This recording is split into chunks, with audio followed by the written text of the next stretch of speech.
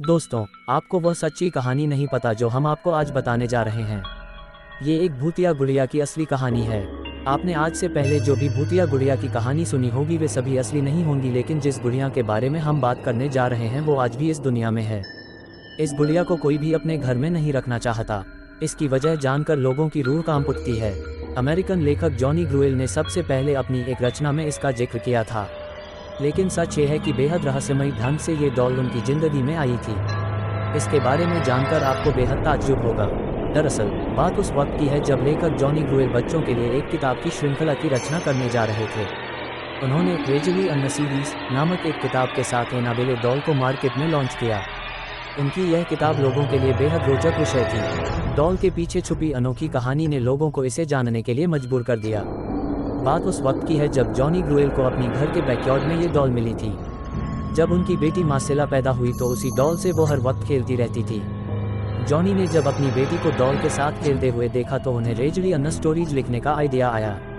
पर दुख की बात यह थी कि 13 साल की उम्र में ही मार्सेल की मौत हो गई। उसकी मौत का कारण संक्रमित टीका बताया गया। मार्सेला की मौत के बाद जब ट्रेजेडी अ स्टोरीज को मार्केट में लाया गया तब उस डॉल का मॉडल भी बुक के कवर पेज पर छापा गया। ये मार्सेला को श्रद्धांजलि देने के कारण ही लॉन्च किया गया था।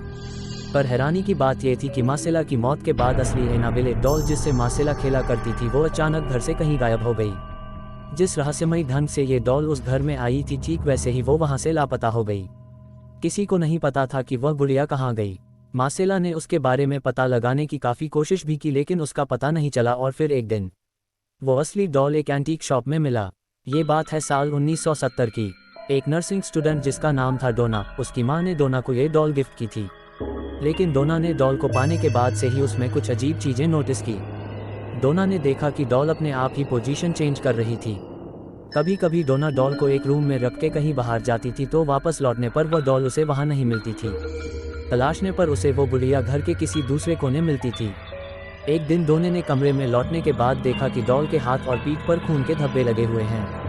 वो दहशत भरा ये नज़ारा देखकर बुरी तरह कांप गई। डोना को समझ आ गया था कि उसके साथ कुछ बुरा हो रहा है। इसके बाद डोना ने फौरन पैरानॉर्मल एक्टिविटी एक्सपर्ट एड और लॉरेन को बुलाया। एड और लॉरेन ने जब पाया कि यह डॉल भूतिया है तब डोना और ज़्यादा डर गई। उसने उस गुड़िया को वहाँ से ले जाने के लिए कहा। एड और लॉरेन उस वक्त उस गुड़िया को अपने साथ कार में ऑकल्ट म्यूजियम में ले गए। लेकिन कार से जाते वक्त ही डॉल ने कुछ ऐसी हरकत शुरू कर दी जिसका अंदाजा उन दोनों को नहीं था।